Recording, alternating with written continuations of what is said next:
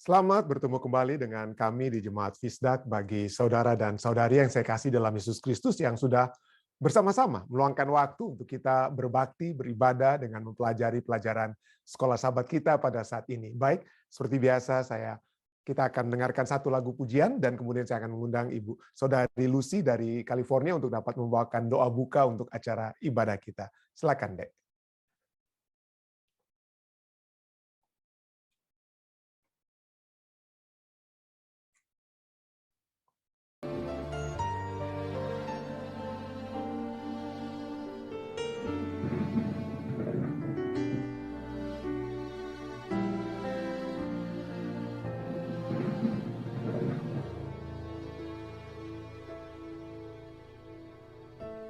Hatinya hancur karena diriku. Dia telah menanggung dosaku. Salib yang berat dan paku yang tajam telah membebaskan aku. Dia telah mati ganti aku, menanggung dosa.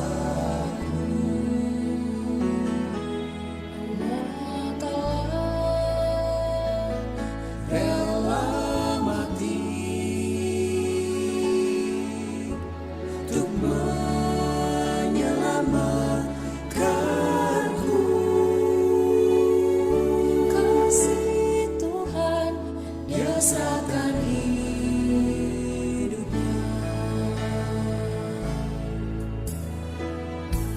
bekas lukanya buatku sembuh.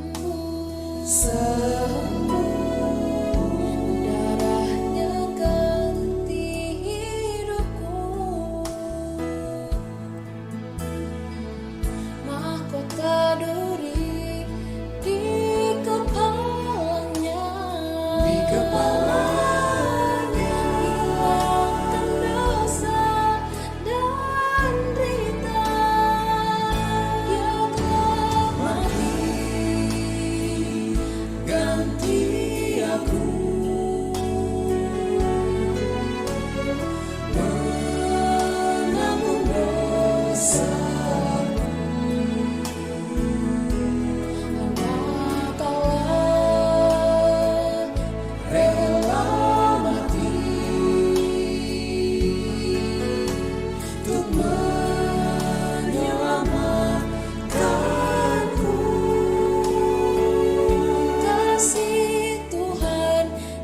Serahkan hidupnya, dia dihina dan dicela, dicerca dan dianiaya, karena cintanya bagiku. Ku layak dan ku dibenarkan. Dia telah mati ganti aku, menanggung dosaku. Anak Allah rela mati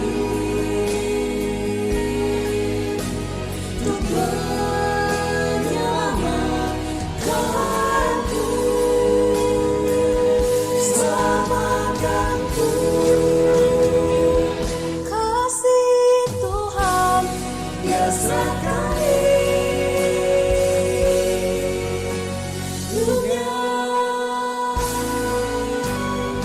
buatku.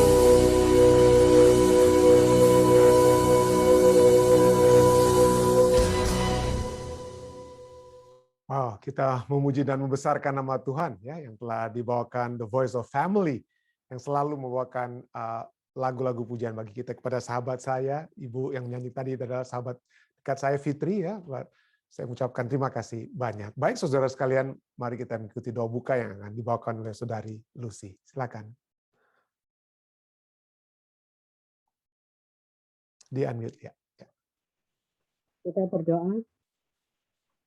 Bapa kami yang ada di surga, segala kepujian dan hormat hanya diperuntukkan bagi Engkau Tuhan. Kami datang kepadamu, kami memuji dan membesarkan Engkau Tuhan. Terima kasih Tuhan, tidak ada kata-kata yang cukup untuk memuji dan membesarkan Engkau Tuhan. Tuhan, Engkau tahu keadaan kami, Engkau tahu isi hati kami Tuhan. Kami rindu untuk bisa bersekutu dengan Engkau Tuhan. Itu sebabnya Tuhan, curahkan Roh Kudus-Mu kepada kami semua, supaya kami bisa mendengar firman-Mu dan kami bisa melaksanakan firman-Mu Tuhan. Kami mengaku kami sering jatuh dan bangun dalam melaksanakan firman-Mu. Tetapi Engkau tahu kami rindu Tuhan, supaya hidup ini diperkenan oleh Engkau. Berbicaralah kepada kami Tuhan, dan biar Roh Kudus-Mu selalu mau bersama dengan kami. Tuhan, kami serahkan pendeta Rantung, urapi hamba-Mu, dan untuk urapi kami semua juga Tuhan, supaya kami bisa mendengar dan melaksanakan firman-Mu, dan hidup ini boleh diperkenan oleh Engkau. Kembali lagi nama-Mu boleh dipuji dan dipermuliakan. Terima kasih untuk kesempatan mendengar firman-Mu ini Tuhan. Ampuni segala kesalahan kami. Di dalam nama Tuhan Yesus kami berdoa. Amin. Terima kasih. Terima kasih banyak saudari Lucy yang sudah membawakan doa buka untuk acara kita pada saat ini. Baik saudara sekalian, pelajaran kita pada saat ini memiliki judul Seorang Budak di Mesir. Jadi kita ingatkan ya, kenapa menjadi satu pelajaran untuk kita semua, kenapa harus diingat, bukannya seorang yang merdeka di Kanaan atau yang bagi bangsa Israel mereka dikatakan mereka akan masuk ke tanah perjanjian, ke tanah yang penuh dengan madu, susu dan madu, tetapi kenapa yang menjadi penekanan yang ditekankan kepada mereka adalah seorang budak di Mesir. Kenapa itu seperti negatif sekali itu yang harus masuk? Bukankah Tuhan tidak lagi ingin kita ingat-ingat masa lalu kita? Ya, kenapa harus ini menjadi satu hal yang diingatkan kepada bangsa Israel? Apakah kita supaya tetap ingat-ingat dosa atau apa maksudnya? Mari kita lihat pelajaran kita pada saat ini. Seorang budak di Mesir adalah judul pelajaran kita pada saat ini. Mari kita baca langsung pelajaran pada tanggal 10 November waktu Amerika ya. Dalam kitab Ulangan, salah satu tema yang muncul berulang-ulang adalah tentang penebusan yang Tuhan buat bagi umatnya bangsa Israel dari tanah Mesir. Dan berulang-ulang mereka diingatkan apa yang Allah telah lakukan bagi mereka. Ulangan 26 ayat 8 katakan, lalu Tuhan membawa kamu keluar dari Mesir dengan tangan yang kuat dan lengan yang teracung, dengan kedahsyatan yang besar dan dengan tanda-tanda serta mujizat-mujizat. Ulangan 26 ayat 8 diulang lagi dalam Ulangan 16 ayat 1 sampai 6 ya. Dan faktanya di sepanjang perjanjian lama, cerita dari peristiwa keluaran sering dirujuk untuk menjadi satu contoh kelepasan besar Allah dari perbudakan dan perambahan di Mesir melalui kasih karunia-Nya. Mika 6 ayat 4 ya. Jadi bukan hanya di kitab Ulangan tapi kitab nabi-nabi, misalnya Mika 6 ayat 4 katakan apa? Sebab aku telah menuntun engkau keluar dari tanah Mesir dan telah membebaskan engkau dari rumah perbudakan dan telah mengutus Musa dan Harun dan Miriam sebagai pengajarmu. Bahkan bukan itu saja, bukan hanya di kitab nabi-nabi, di dalam perjanjian baru ide ini juga muncul di mana peristiwa keluarnya bangsa Israel dari Mesir oleh kuasa Allah yang besar adalah sebuah lambang dari keselamatan oleh iman di dalam Kristus. Ibrani 11 ayat 29 dan juga Anda juga bisa lihat nanti ditulis seperti dengan tema yang sama dalam 1 Korintus 10 ayat 1 sampai 4.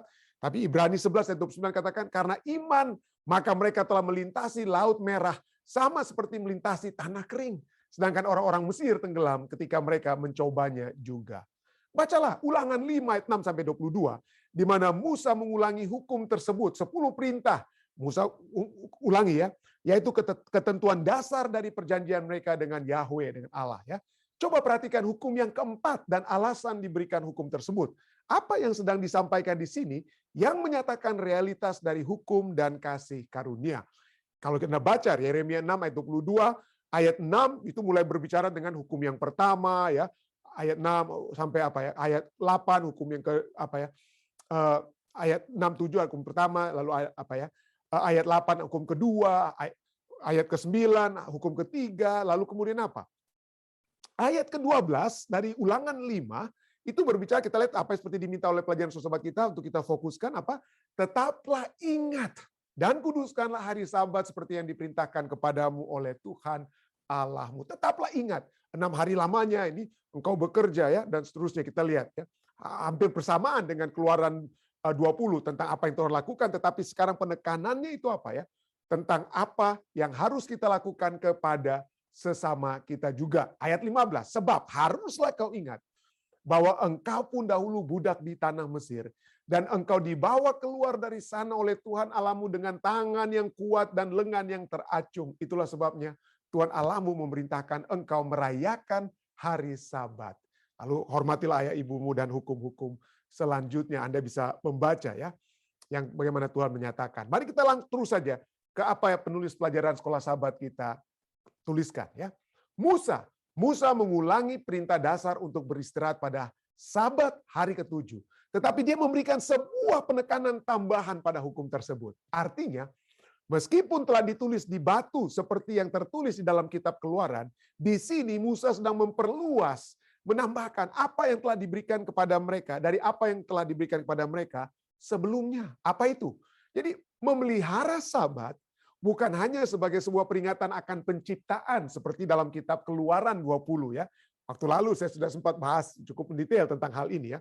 Perbedaan antara Keluaran dan kitab Ulangan tentang perintah hari Sabat. Dan salah satu yang juga diulangi kembali oleh penulis sekolah Sabat kita adalah bahwa perintah di kitab Keluaran, di kitab Keluaran itu berfokus kepada penciptaan di Mesir. Tetapi pada saat di kitab Ulangan, penekanannya bukan hanya tentang penciptaan alam semesta, tapi juga apa? Peringatan akan penebusan dari Mesir. Penebusan dari Mesir. Jadi kasih karunia Allah lah yang menyelamatkan mereka dari Mesir dan menawarkan kepada mereka peristirahatan dari pekerjaan-pekerjaan mereka. Ibrani 4 ayat 1-5 juga berbicara yang sama. Sekarang, sebagai respons terhadap kasih karunia yang Allah berikan, mereka perlu untuk menyatakan kasih karunia kepada orang-orang lain. Ya, jadi mereka sudah diselamatkan. Mereka tadinya diperhamba di Mesir. Mereka tadinya jadi budak di Mesir. Ya, pemilik mereka, orang-orang Mesir, Firaun Mesir, tidak menghiraukan pekerjaan mereka. Dengan kata lain, mereka harus bekerja 24/7. Selalu, tidak ada hari istirahat bagi mereka. Tapi Tuhan keluarkan mereka dari Mesir. Tuhan berikan hari Sabat, supaya mereka bukan hanya mereka beristirahat, tetapi juga orang-orang lainnya yang dapat beristirahat yang ada bersama-sama dengan mereka. Jadi menyatakan juga kasih karunia kepada orang-orang lain. Jadi dalam kasus ini, Sabat hari ke-7 bukan hanya menjadi sebuah lambang yang kuat dari penciptaan, tetapi juga lambang yang kuat dari penebusan dan kasih karunia. Setiap orang di dalam sebuah keluarga, bukan hanya anak-anak, tetapi juga para hamba, hewan-hewan, dan bahkan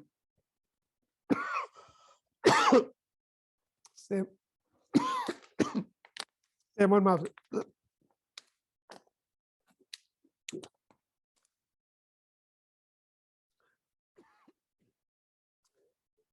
Oke, mudah-mudahan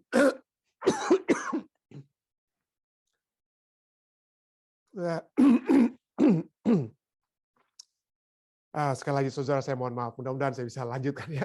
Jadi setiap orang di dalam sebuah keluarga, bukan hanya anak-anak, tetapi juga para hamba, hewan-hewan, dan bahkan orang-orang asing di antara mereka bisa beristirahat. Hari Sabat memperluas kasih karunia yang diberikan kepada orang Yahudi, kepada orang lain juga. Bahkan kepada mereka yang berada di luar dari orang-orang yang berada di dalam perjanjian itu sendiri. Jadi bukan hanya diberikan kepada orang-orang benar, dengan kata lain yang menerima Tuhan, tetapi juga mereka yang berada di luar kebenaran. Pelajaran sahabat kita kemudian katakan, dan kasih karunia itu ditemukan di dalam hukum Allah. Ya, kasih karunia itu ditemukan dalam hukum Allah. Apa yang Allah telah lakukan dengan penuh kemurahan kepada mereka, mereka sekarang harus lakukan untuk orang lain juga. That simple. Sesederhana itu ya. Sederhana itu ya. Bacalah Matius 18 ayat 21 sampai 35.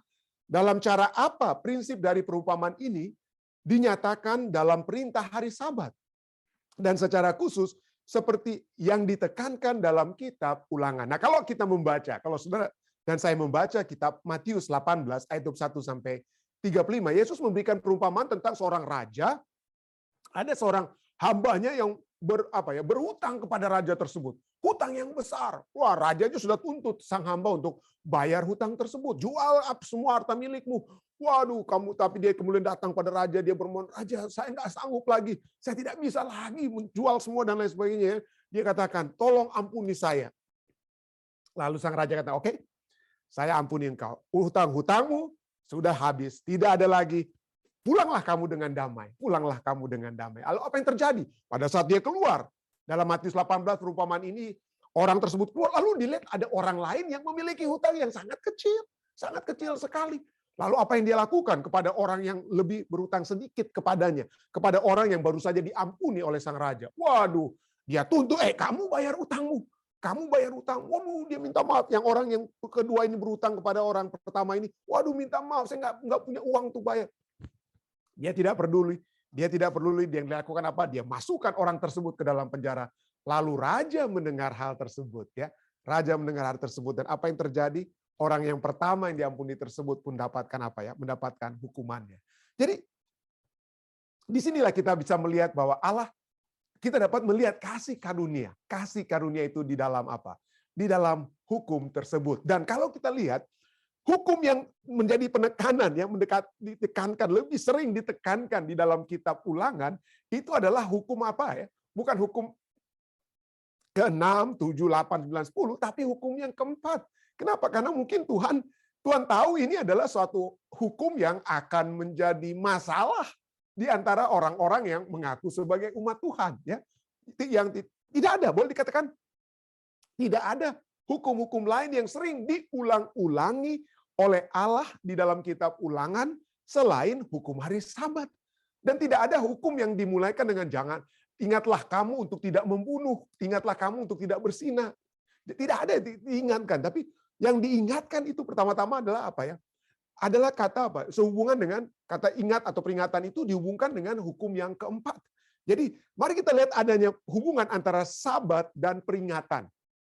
Keluaran 31 ayat 12-13 katakan, "Berfirmanlah Tuhan kepada Musa, katakanlah kepada orang Israel demikian, akan tetapi hari-hari Sabatku harus kamu pelihara, sebab itulah peringatan antara aku dan kamu turun-temurun, sehingga kamu mengetahui bahwa akulah Tuhan yang menguduskan kamu." Ada dua poin penting di sini kita lihat ya. Pertama, tentunya Sabat sebagai satu peringatan, sebagai satu tanda, sebagai satu sign, bahasa Ibraninya oath, ya, seperti bahasa Inggris oath juga ya. Satu pledge, satu sign, janji, jaminan atau token, atau satu tanda atau satu bukti. Inilah. Ya, jadi ini merupakan satu janji Tuhan itu yang secara lebih spesifik itu merujuk kepada hukum yang keempat. Ya, sebagai peringatan antara aku dan kamu. Kalau kamu tidak membunuh, tidak mencuri, ya itu setiap bangsa di dunia mungkin memiliki hukum yang sama. Tetapi saya tidak tahu kalau ada bangsa di dalam dunia ini yang mungkin mengatakan, "Oh, ingatlah hari Sabat," ya. Ingatlah hari Sabat seperti mereka mengingatkan manusia untuk tidak membunuh. Tidak ada ya. Jadi itulah peringatan antara aku dan kamu turun-temurun, Tuhan katakan ya. Dan bukan itu saja ya. Hari Sabat itu kita sering katakan hari Sabat, hari yang kudus. Kenapa? Karena Tuhan sendiri yang kuduskan. Kalau Anda membaca kitab Keluaran, kita sudah bahas begitu mendetail waktu-waktu yang lalu. Sabat itulah hari-hari lainnya Tuhan hanya berhenti. Tuhan katakan baik adanya. Hari pertama, hari kedua, tiga baik adanya. Tapi hanya hari Sabat Tuhan berhenti, Tuhan kuduskan, Tuhan sucikan, dan Tuhan berkati hari tersebut ya. Dan pada saat kita masuk pada hari peringatan ini, sebagai bukti antara umat Allah dan Allah, memiliki satu hubungan. Bukan itu saja, hari Sabat ayat ini katakan apa? Akulah Tuhan yang menguduskan kamu. Artinya, kekudusan itu adalah usaha dan kuasa dari Tuhan. Manusia tidak bisa menguduskan dirinya sendiri. Manusia tidak bisa menguduskan diri. Hanya Allah. Allah yang menguduskan. Allah yang menguduskan. Artinya pada saat Allah menguduskan saudara dan saya, Allah juga bukan hanya memberikan kasih karunia-Nya kepada kita untuk menyelamatkan kita dibenarkan, kita dalam keadaan berdosa, kita dibenarkan, tetapi setelah kita dibenarkan, ingat-ingat, setelah kita masuk satu proses dengan istilah pembenaran atau dibenarkan, maka kita harus masuk kepada proses berikutnya, itu apa?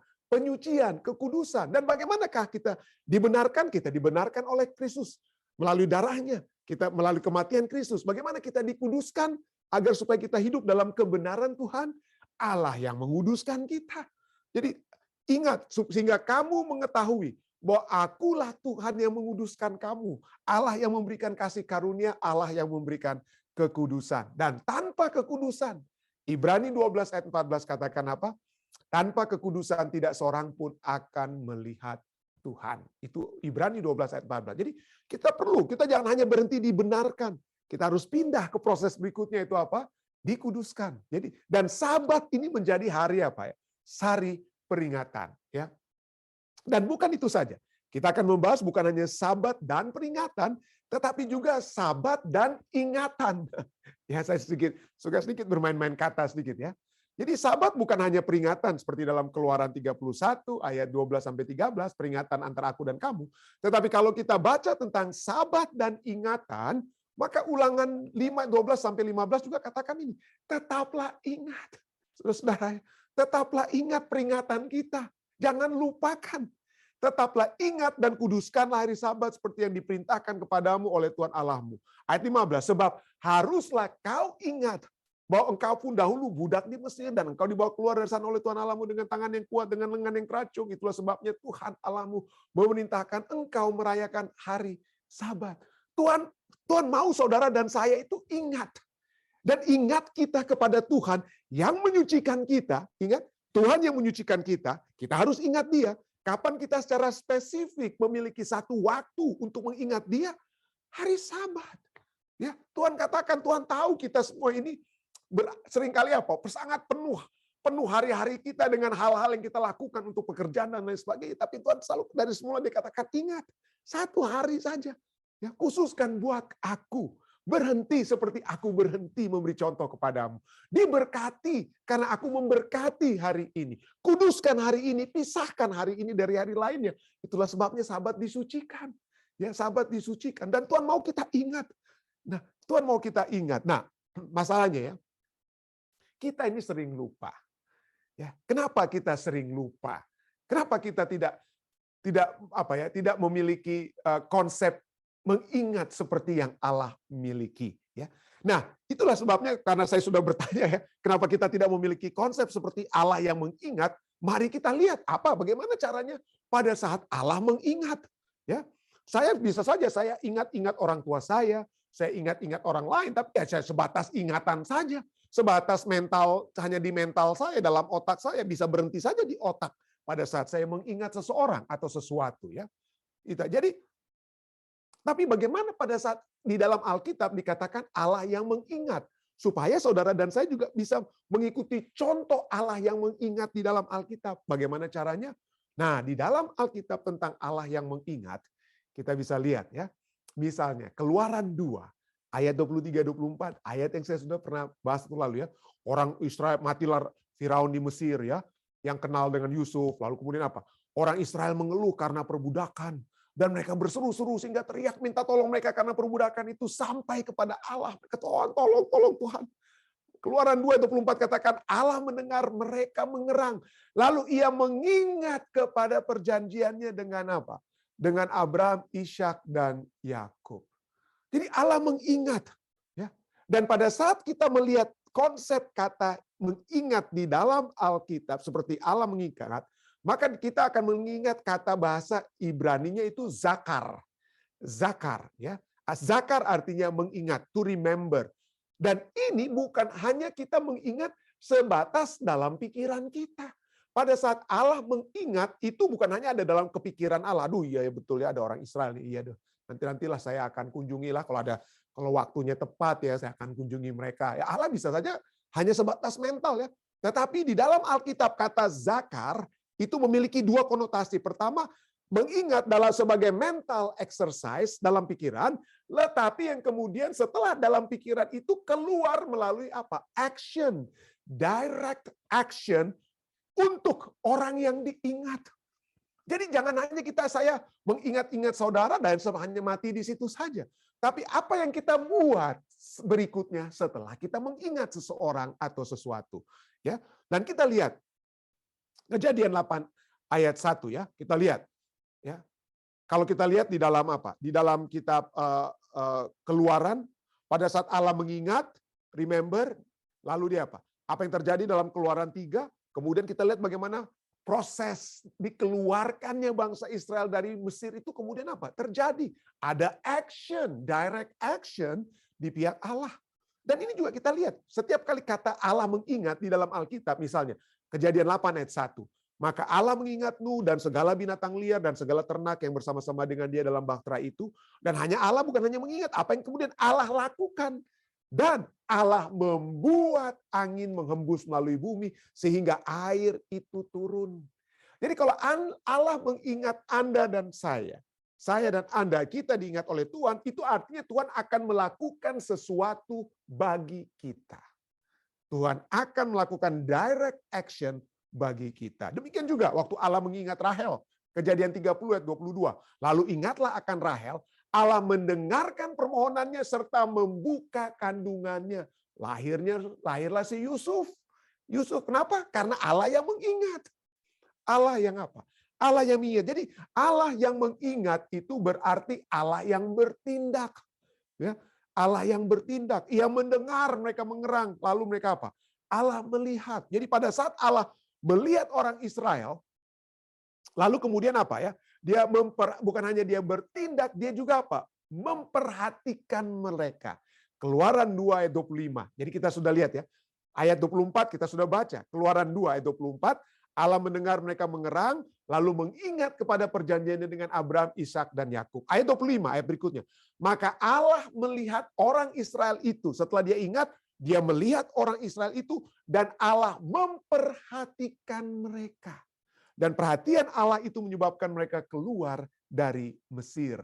Ya, nah lebih khusus kalau kita katakan, iya saudara ya, saya memperhatikan Anda. Ya, apa artinya saudara dan saya memperhatikan Anda? Apa itu bagi kita hanya memperhatikan itu mungkin dari jarak jauh.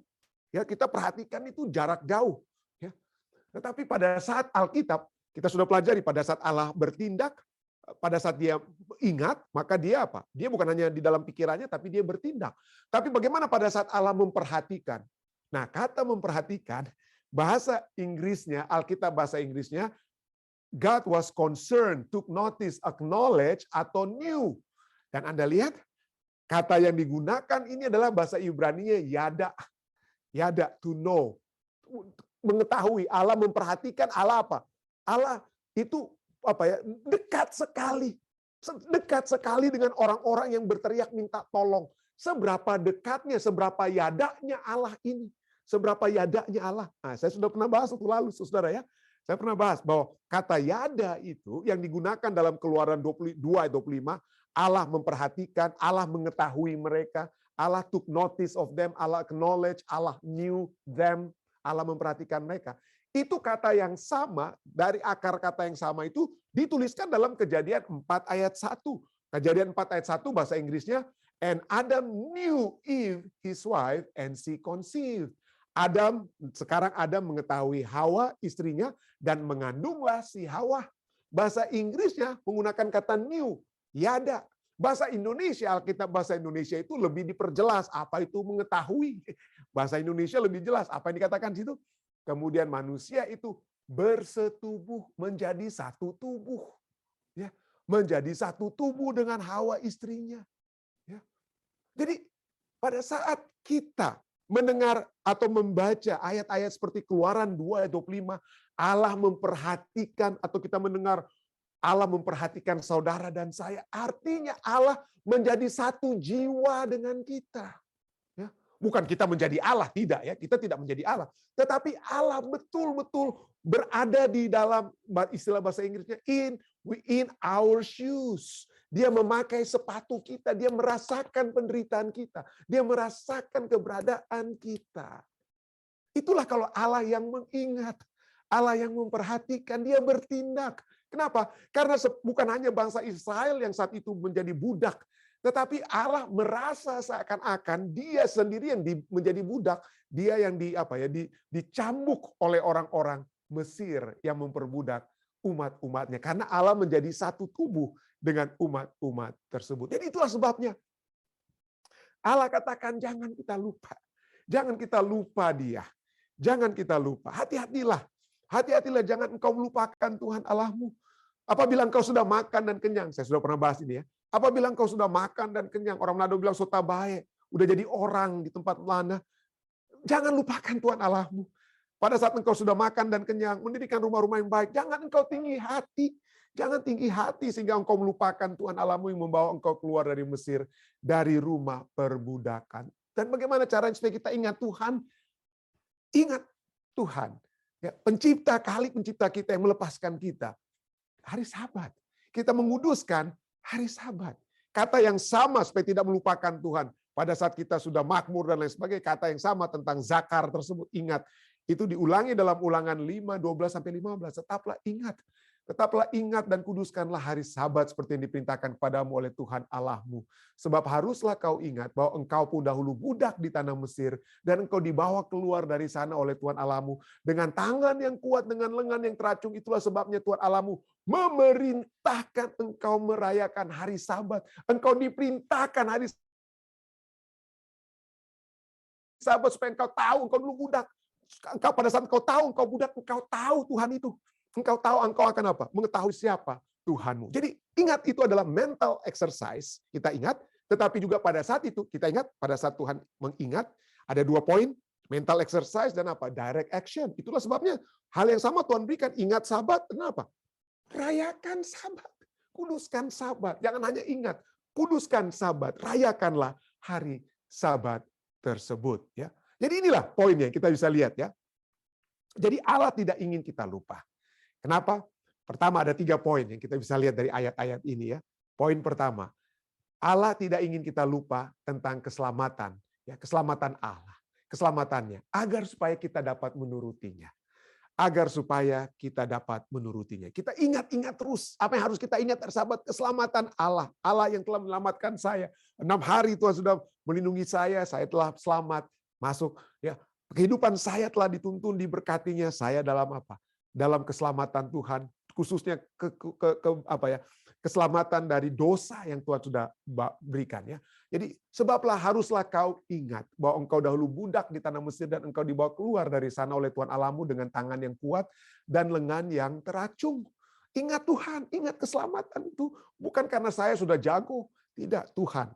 Ya, apapun penghasilan saya, apapun keberadaan saya, apapun pencapaian saya, kebijaksanaan saya, kekayaan saya, semuanya itu telah Tuhan apa ya?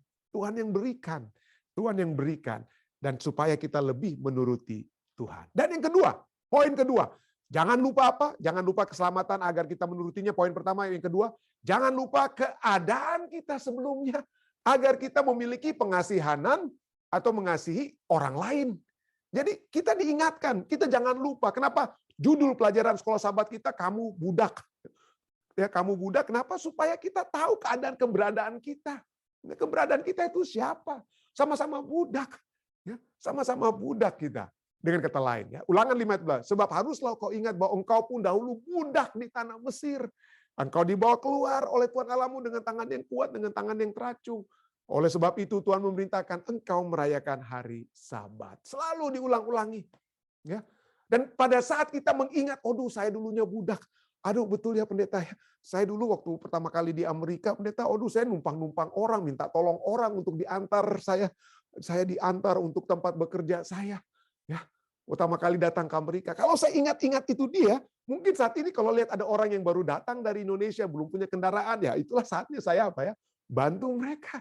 Bantu mereka, karena saya pernah seperti mereka. Dalam keadaan yang seperti mereka. Ulangan 24 ayat 17 sampai 18 juga ya. Untuk diingat supaya keadaan kita sebelumnya. Kenapa? Pada saat kita mengingat keadaan kita sebelumnya, maka kita akan berlaku adil kepada siapapun.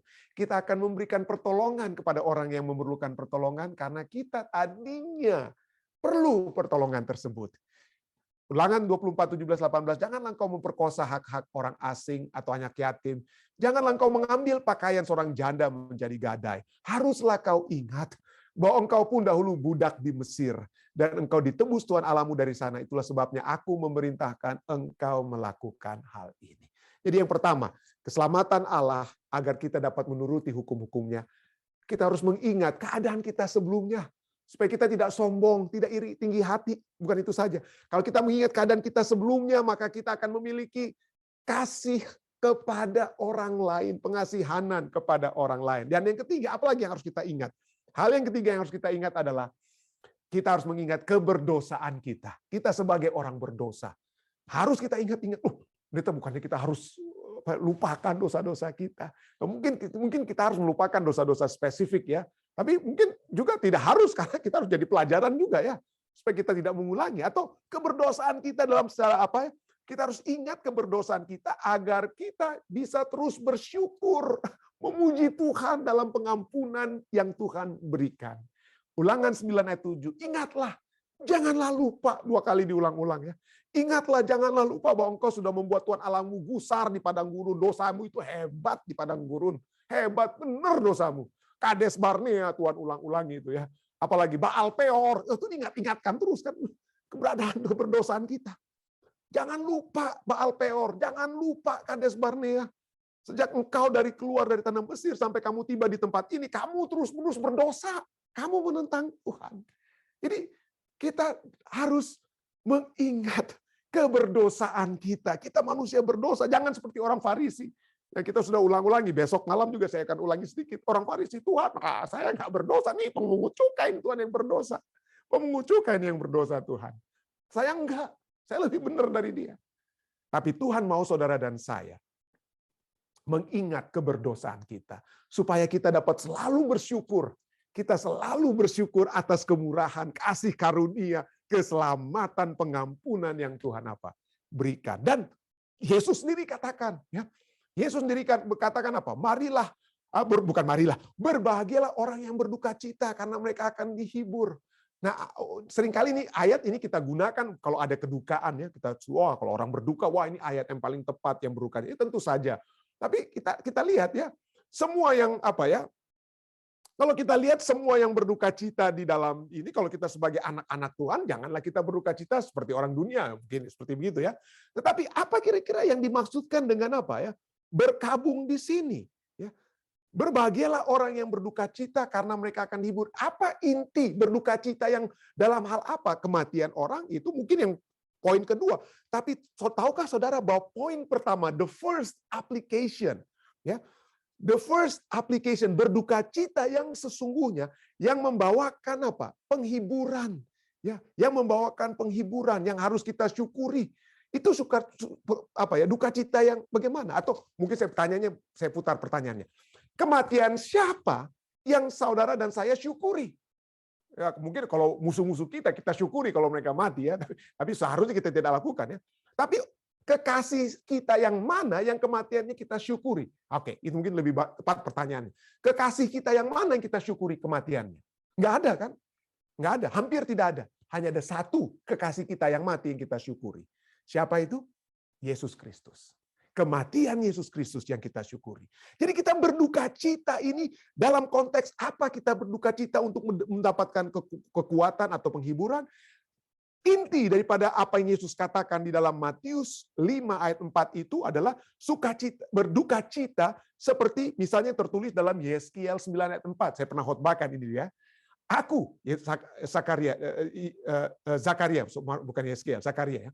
Zakaria 12 ayat 10 katakan, aku akan mencurahkan roh pengasihan dan roh permohonan atas keluarga Daud dan atas penduduk Yerusalem, dan mereka akan memandang kepada dia yang telah mereka tikam, dan akan meratapi dia, menangisi dia, berduka cita kepada dia yang telah mereka tikam, seperti orang meratapi anak tunggal dan akan menangisi dia dengan pedih, seperti orang menangisi anak sulung. Ya, jadi pada kita semua, pada saat kita apa? Pada saat kita berduka cita yang sesungguhnya, menurut inti dari Matius 5 ayat 4, pada saat kita apa? Berduka cita karena saya telah menyalibkan Yesus.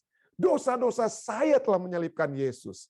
Kita menangisi dosa-dosa kita yang menyebabkan Yesus harus mati di kayu salib. Dan itulah menyebabkan saudara akan berbahagia kalau itu menjadi duka cita kita. Bukan hanya duka cita oleh sebab dosa-dosa saya pribadi, mari kita juga berduka cita melihat dosa-dosa yang ada di sekeliling kita.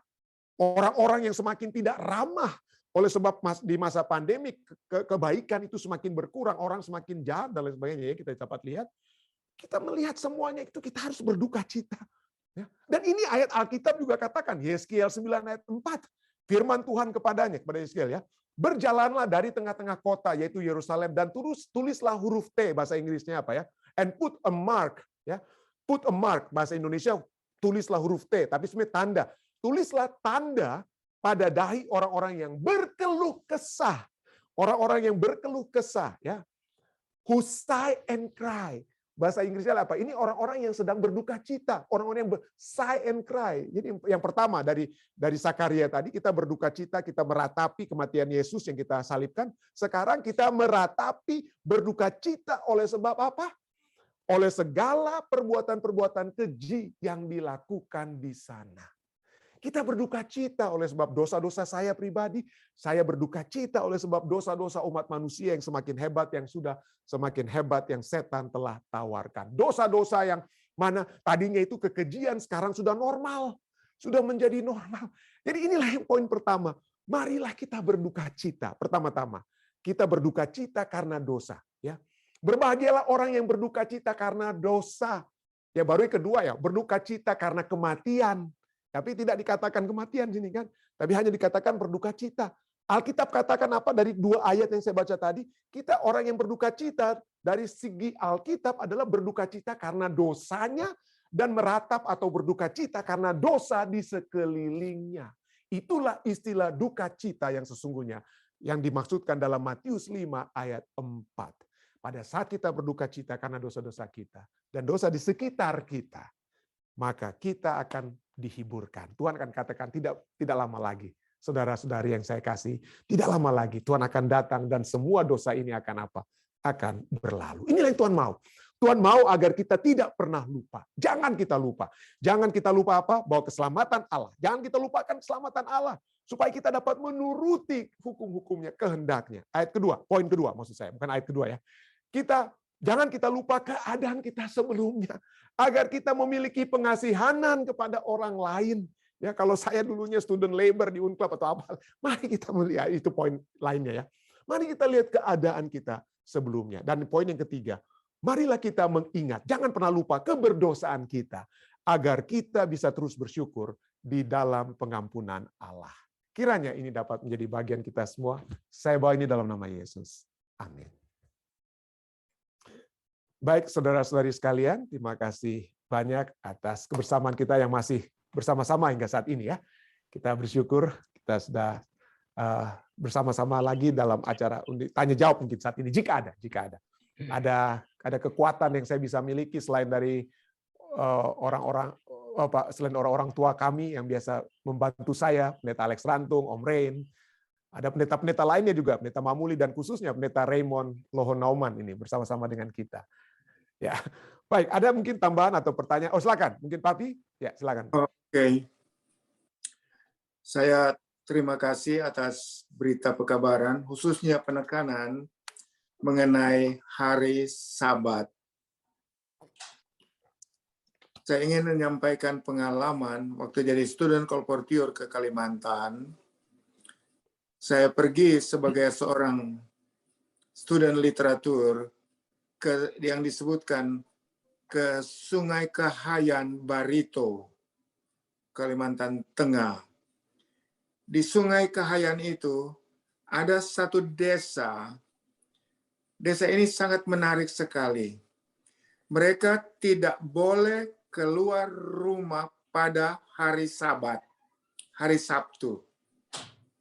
Desa ini pun biar saudara taruh pakaian jemuran di luar sepanjang hari, sepanjang malam, tidak ada yang mencurinya. Wow.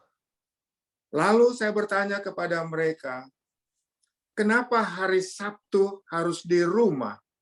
Mereka katakan, kalau hari Sabtu kami keluar ke kebun dan kami potong kayu, bisa-bisa kami kena kayu yang dipotong. Oh. Bisa-bisa pisau atau panah yang kami gunakan memotong tangan atau kaki kami. Jadi kami dari sejak nenek moyang kami tidak boleh bekerja pada hari Sabtu. Keyakinan mereka adalah dari suku Keharingan namanya. Suku Keharingan. Mereka tidak beragama, tetapi menyadari kudusnya hari Sabat itu. Kalau saudara pergi ke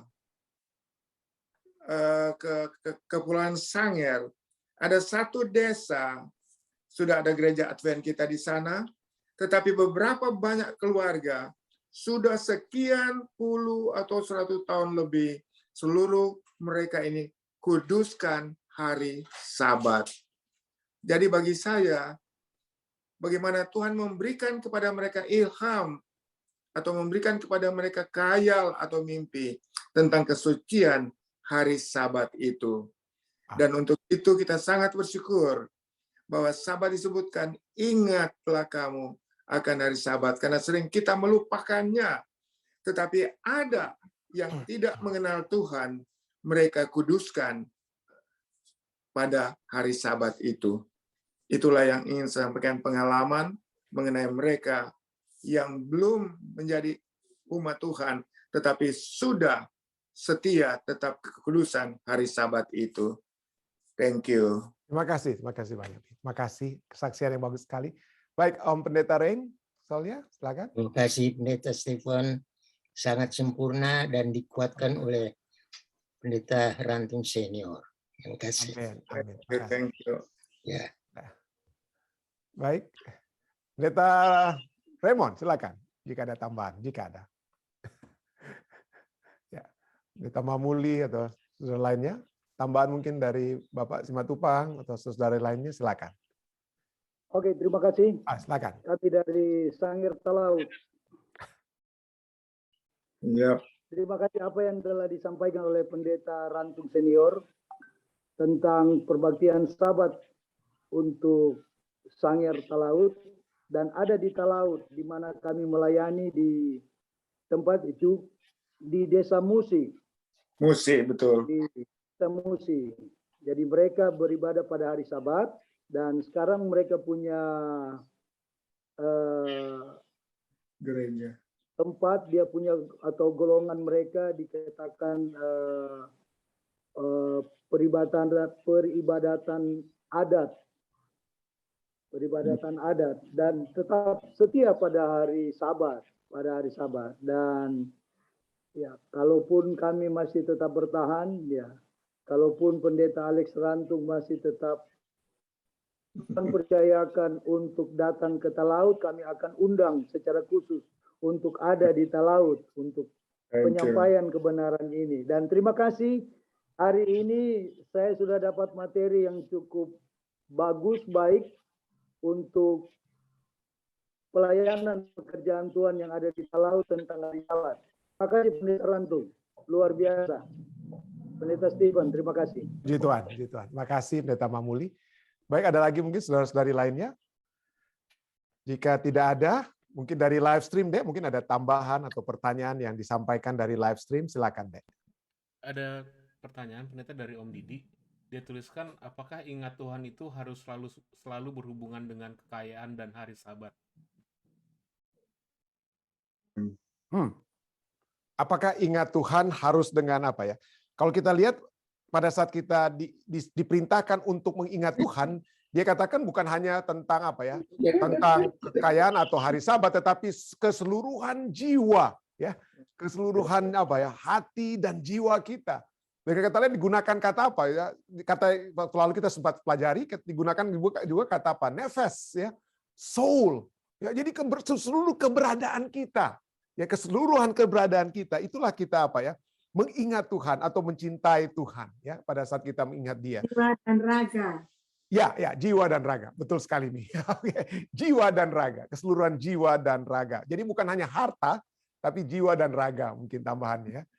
Jadi mungkin ada yang dapat bantu saya untuk dapat lebih memberikan jawaban jadi terhadap pertanyaan tersebut. Jadi bukan hanya dengan harta. Tetapi tentu saja Tuhan mengetahui bahwa apa yang dikatakan di mana hartamu berada, di situ hatimu apa ya?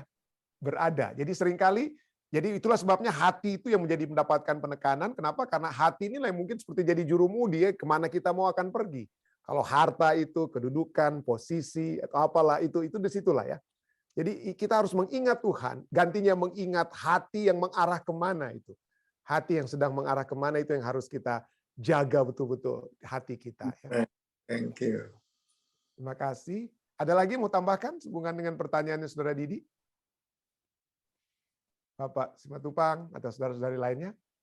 Jika tidak ada lagi pertanyaan lainnya? Atau yang mau ditambahkan, Dek? Sudah tidak ada dari live stream, Pendeta. Oke. Jika tidak ada, kita akan masuk ke bagian kedua, yaitu bagian ibadah kita dalam doa. Kita akan berdoa pada saat ini dengan pokok-pokok doa yang dapat silakan yang Anda di Zoom dapat sampaikan, yang dapat saya lihat di Zoom dapat angkat tangan dan ya yang lainnya yang melalui live stream Saudara Elisa Siregar tentunya akan dapat menyampaikan kepada kita. Dan jangan lupa ada tim doa dari Fisdak ya. Tim doa dari Fisdak juga yang akan mendoakan setiap permohonan doa yang disampaikan. Ya, terima kasih. Ada dari Zoom, silakan. Ya, silakan Arda. Oke, kita puji Tuhan ya. Ada. Saya doakan Arda dengan urusan keimigrasian hari ini. Mudah-mudahan ada hasil yang baik. Silakan Arda. Ya Pak Pendeta, saya mau berterima kasih pada Tuhan karena great is thy faithfulness itu benar-benar nyata kepada saya khususnya hari ini. Jadi semuanya itu saya ada interview hari ini untuk urusan green card saya. Jadi pertamanya lawyernya itu bilang 2 jam setengah dia lagi di judge di 12th floor. Selama 2 jam setengah itu saya nggak dipanggil sama sekali. Padahal saya sudah check in dari jam 8.30. Terus timingnya itu betul-betul pas. Setelah saya dipanggil, lawyer saya belum datang, saya bilang, oh saya nggak bisa masuk, I cannot come in because my lawyer not here with me. Terus interviewernya cuma bilang, oh don't worry, I'll call you in 5 minutes. Habis itu 1 menit kemudian lawyer saya datang, dipanggil lagi saya sama bapak itu. Saya terus karena kan satu yang saya khawatirkan bahwa biasanya interviewernya itu banyak yang close minded yang nggak pernah keluar dari New Jersey atau nggak tahu bagaimana keadaan dunia lain seperti itu. Tapi ternyata tadi saya dapat interviewer yang baik. Saya udah nunggu 2 jam setengah. Ternyata interviewnya nggak sampai 10 menit. Wow. Saya amazed banget sampai lawyer saya juga, dia cuma bilang gitu, dia cuma, oh oke, dia cuma tanya kamu kerja, ya, habis itu dia bilang, oh sorry I keep you waiting, saya baca story kamu selama 2 jam katanya, dan it's very interesting katanya gitu, terus dia bilang oke, dalam 30 hari akan dikirimkan green card saya yang 10 tahun. Jadi saya benar-benar, oh Tuhan itu baik sekali Pak Pendeta kepada saya, khususnya hari ini saya bilang sama Regan, benar kami berdoa terus dan benar-benar dijawab oleh Tuhan bahwa memang benar kasih Tuhan kepada kami itu sangat besar. Terima kasih Pak Pendeta. Amin. Puji Tuhan Arda. Kita bersyukur atas berkat Tuhan yang sudah menjadi bagian Arda Semendap Sembiring ya. Puji Tuhan Arda. Kita akan terus berdoa sampai green card-nya ada di tangan juga ya. Tiba dengan selamat tentunya. Baik, ada lagi yang lainnya? Ada kesaksian ataupun Eti, silakan Eti. Terima kasih kesempatan diberikan kepada saya. Saya berterima kasih banyak pada Tuhan karena hari ini mertua saya namanya Sian Adam berulang tahun ke-80. Wow. Doakan dia supaya tetap sehat dan doakan supaya dia boleh mengenal akan kebenaran Tuhan. Terima Amin. kasih Pendeta. Terima kasih ya, Ti. Kita akan doakan ya. Ada lagi yang lainnya?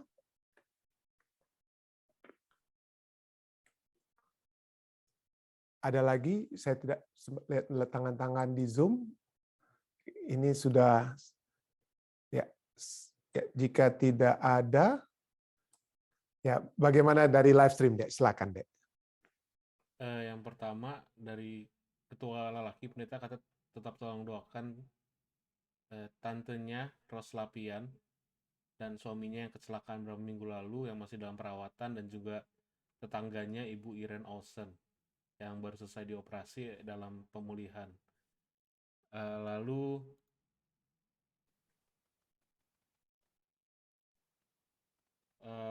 dari Ibu Sylvia Tenda Senduk katanya tolong doakan jiwa-jiwa yang baru bergabung menjadi umat Tuhan lewat KKR Departemen Pendidikan Uni Timur. Oh, Sylvia Senduk ya? Iya.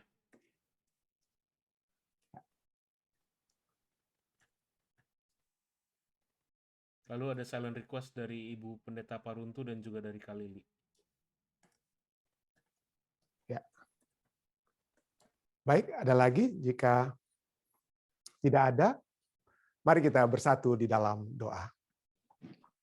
Bapa yang melukasi dalam takhta kerajaan surga, kami datang bersyukur, memuji, membesarkan nama-Mu Tuhan atas kasih setia-Mu yang selalu menyertai kami. Engkau yang selalu mengingat dan bertindak bagi kami. Segala kehendak-Mu yang adalah baik saja yang telah terjadi dalam kehidupan kami.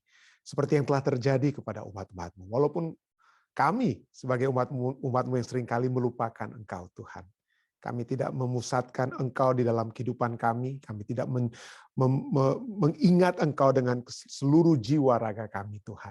Kami mohon maaf, kami mohon ampun. Dan kiranya Engkau mengampuni segala kesalahan dan dosa kami.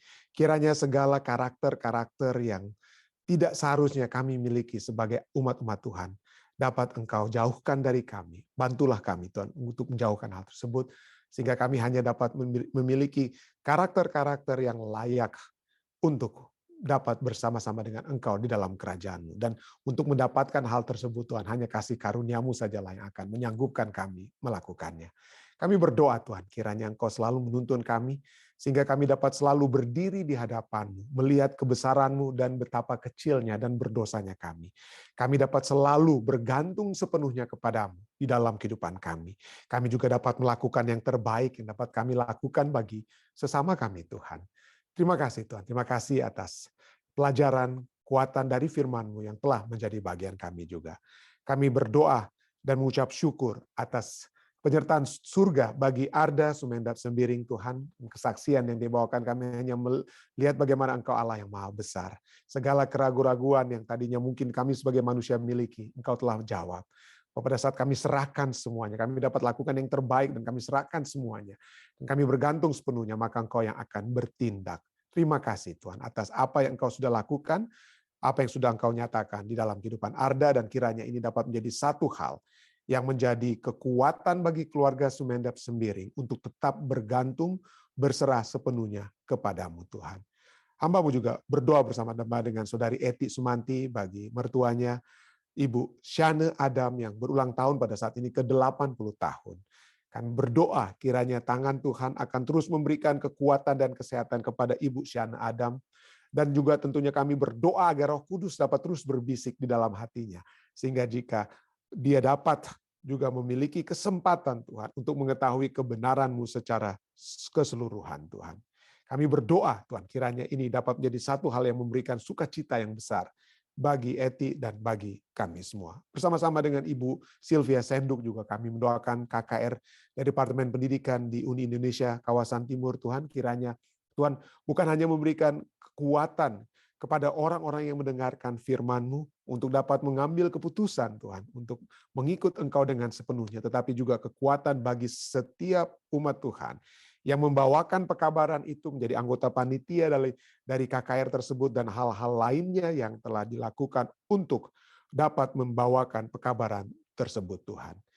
Kiranya itu hanya dapat memberikan kekuatan yang pasti, Tuhan. Kami juga berdoa bersama-sama dengan Ibu Pendeta Paruntu dengan permohonan pribadinya. Kiranya Tuhan yang sudah mendengar dan sudah menjawab dengan segala pergumulan yang dia miliki. Kami terus percaya dan terus dapat membawakan kepadamu Tuhan, karena kami percaya Engkau akan melakukannya bagi Ibu Pendeta Paruntu yang terbaik. Hal yang sama juga kami terus berdoa bagi Saudari Lili di Bandung dengan pergumulan masalah dalam keluarganya. Kami berdoa dalam rumah tangganya. Kiranya Tuhan akan selalu menuntun Lili, sehingga kekuatan yang pasti dari surga akan selalu menjadi bagiannya. Kami terus berdoa bagi umat-umat Tuhan yang selalu mendoakan keluarga mereka. Sama-sama dengan Ibu Ice kami mendoakan Ronald Walean, juga Ibu Leli Manuhutu Manopo dalam keadaan sakit di Nado Tuhan. Kiranya penyertaan surga, biarlah Tuhan selalu ada bersama-sama dengan Ibu Leli Manuhutu Manopo Tuhan. Kami juga terus berdoa bersama-sama dengan keluarga Panjaitan bagi putri mereka, Saudari Julie Panjaitan. Tuhan, berperkaralah. Biarlah kekuatan penghiburan dari surga akan selalu menjadi bagian keluarga besar Panjaitan, mengetahui bahwa apapun yang dapat terjadi bagi Julie, tentunya itu yang terbaik. Dan jika Tuhan mendengarkan permohonan mereka, jika itu adalah juga rancangan surga, maka kesembuhan yang pasti dari surga tentunya tidak dapat dihalangi untuk menjadi bagian daripada Julie. Hal yang sama tentunya juga dapat menjadi bagian Saudari Merlin Karamoy, Saudari Carol Roring, dan juga Tante Since Pua di Indonesia dengan pergumulan-pergumulan kesehatan mereka. Tuhan, biarlah Tuhan memberikan selalu kekuatan kepada mereka. Kekuatan juga bagi Ibu Ice Tobing, Tuhan. Bagi Ibu Rita Dulik, Tuhan, yang ada di Indonesia dengan segala pergumulan finansial juga dalam masalah kesehatannya. Kiranya Tuhan akan selalu berperkara. Tuhan juga akan terus melihat keberadaan Saudari Jane Ronono, Tuhan. Kuatkanlah terus dia, Tuhan. Biarlah firman-firman Tuhan yang selalu telah memberikan kekuatan kepadanya akan selalu menjadi bagian Saudari Jane. Sehingga bukan hanya Ibu Shana Laloan yang bersyukur, bersuka cita di Indonesia, tapi kami semua bersyukur oleh sebab kekuatan surga yang dapat selalu menjadi bagian kami, Tuhan. Kami juga terus berdoa bagi Saudara Alden, Saudara Joni, dan Tante Yeni Poluan, dan saudara-saudari kami yang lainnya. Khususnya juga Saudari Vivi Tomarere yang dalam terapi setelah operasi tumor. Kiranya penyertaan surga terus dapat menjadi bagiannya. Terima kasih Tuhan. Kami percaya juga Tuhan akan selalu menyertai umat-umat Tuhan yang ada di Jemaat Fisdak. Hamba-Mu ingin berdoa secara khusus bagi ketua-ketua jemaat di Jemaat Fisdak, bagi Ketua Yohanes Tilaar dan Ibu Olga, keluarga mereka. Kiranya penyertaan surga menjadi bagian mereka. Urusan-urusan keimigrasian yang mereka perlukan, Tuhan, biarlah Tuhan akan membuka jalan bagi keluarga Tilaar Mandagi. Tuhan akan juga menyertai keluarga Lalaki Soputan, Tuhan. Dengan segala keberadaan mereka, Tuhan akan melihat kebutuhan-kebutuhan mereka, dan Tuhan akan membantu mereka dalam segala sesuatu yang diperlukan untuk menjadi saluran berkat Tuhan. Bukan hanya mereka selalu membawa kami untuk mengajak berdoa bagi keluarga mereka, keluarga Soputan, ataupun keluarga dari Bapak Ibu Lapian yang mengalami kecelakaan waktu lalu, ataupun bagi keluarga Ibu Irene Olsen yang sedang dijangkau oleh keluarga Lalaki Soputan di tempat apartemen mereka. Kiranya juga Tuhan akan memberkati keluarga Lalaki Soputan, Tuhan, sehingga mereka akan selalu menerima berkat-Mu dan menjadi berkat bagi orang lain. Hamba-Mu juga berdoa bagi Elder Ridwan Lingga dan Miriam Lingga Lim di California, Tuhan. Kiranya Tuhan akan selalu menyertai mereka. Tuhan akan selalu menuntun kehidupan mereka. Dan rancangan-rancangan surga yang terbaik tentunya dapat menjadi bagian mereka, Tuhan. Hamba-Mu juga terus berdoa bagi umat-umat Tuhan lain yang sudah berbakti bersama-sama, orang-orang tua kami, Papi, Mami, Om Rain, Tante Evelyn, dan juga pendeta-pendeta, Pendeta Mamuli, Pendeta Raymond Loh Nauman yang juga berbakti bersama-sama. Tuhan sertailah mereka dalam pelayanan mereka. Biarlah hanya kuasa Roh Kudus saja akan menuntun kehidupan mereka, sehingga mereka berjalan di dalam jalan yang Tuhan ingin terjadi di dalam kehidupan mereka. Berkatilah keluarga mereka juga, Tuhan, di mana saja mereka berada. Terima kasih, Tuhan. Ada begitu banyak lagi permohonan-permohonan kami, Tuhan. Tapi biarlah Engkau melengkapi semua permohonan ini. Biarlah Engkau menjawab sesuai dengan kehendak-Mu. Kami percaya, Tuhan, dengan apa saja jawaban yang Engkau berikan pada kami. Karena kami mengetahui, kami percaya Engkau adalah Allah Alfa dan Omega yang mengetahui segala sesuatu dari awal hingga akhir. Dan kiranya Engkau menyertai seluruh umat-umat Tuhan yang sudah berbakti saat ini. Dari saat ini hingga Maranatha, Tuhan. Inilah doa dan permohonan yang hamba bawa, Tuhan, dalam nama Yesus Kristus Tuhan dan Juru Selamat nebus kami. Amin. Sekali lagi terima kasih banyak saudara-saudari sekalian yang sudah bergabung bersama-sama dengan kami di Jemaat Fisdak pada saat ini. Sampai bertemu kembali besok di waktu yang sama. Dan kiranya kita tetap menjaga kesehatan kita dengan ikuti prosedur-prosedur kesehatan. Stay safe, stay healthy. Tuhan memberkati sampai kita bertemu kembali. Ya. Terima kasih sekali lagi semuanya. Saya percaya live stream sudah dihentikan. Terima kasih. Terima kasih, Pendeta. Ibu Tuana, terima kasih. Terima kasih.